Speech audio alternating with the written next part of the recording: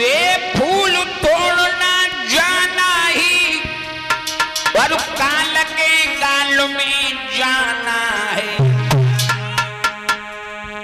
हर्रा फिटकरी अरे नाय लगनी रंग चोखा राजा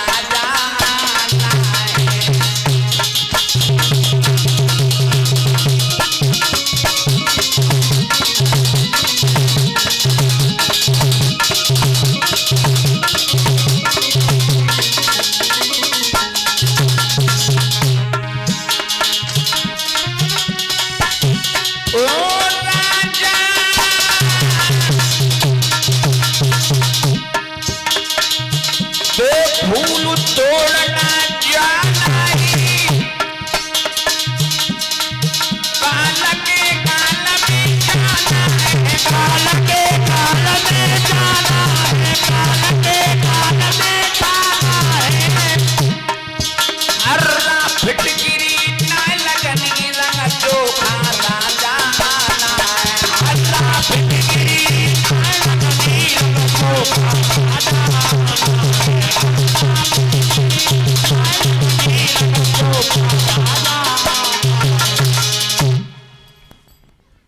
नारद जी कहने लगी भोजराज कंस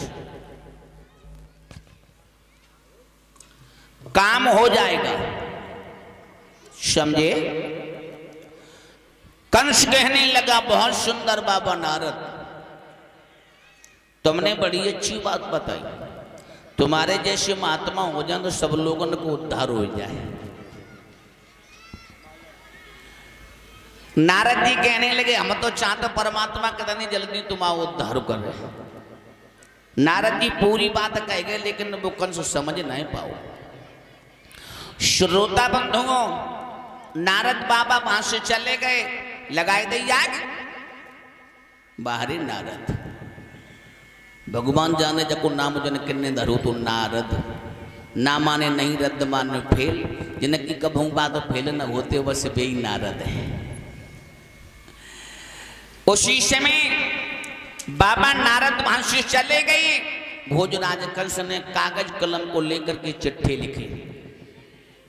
चिट्ठी में लिखा, हे बाबा नंद सादर नमस्ते, मुझे जो छपरिया कमल के फूलों की जरूरत है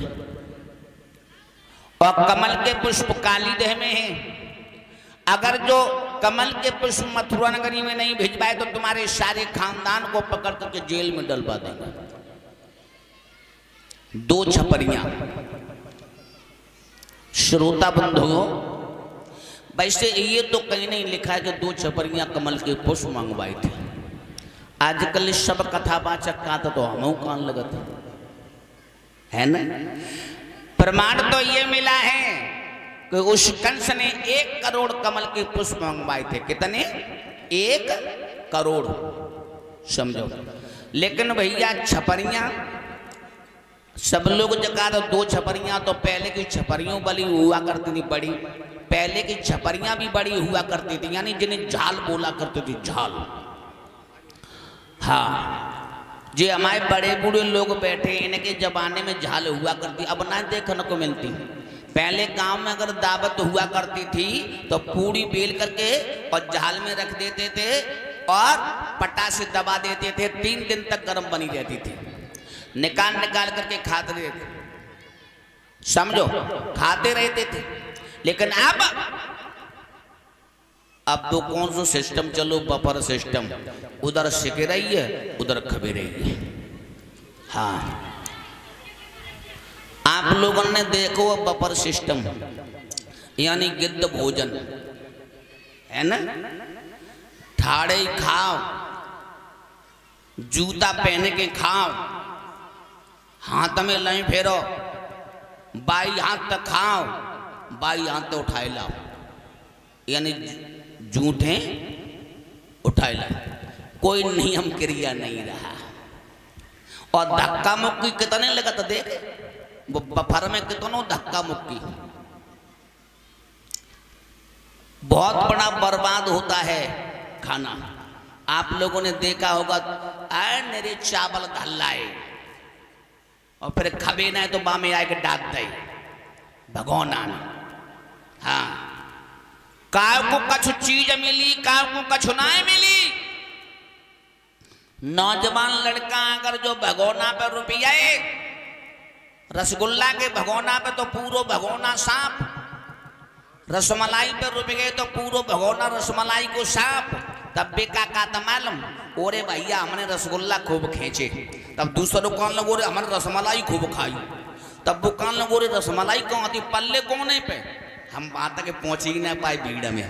तो कहने का मतलब है काव को कछु मिली चीज, काव को कछु ना मिली। और कछु तो ऐसे भूखे लौटे आए, लड़के नहीं वाले को कोई चिंता ना, खाओ चाहे मत खाओ लगो, कोई पर सवैया ना है।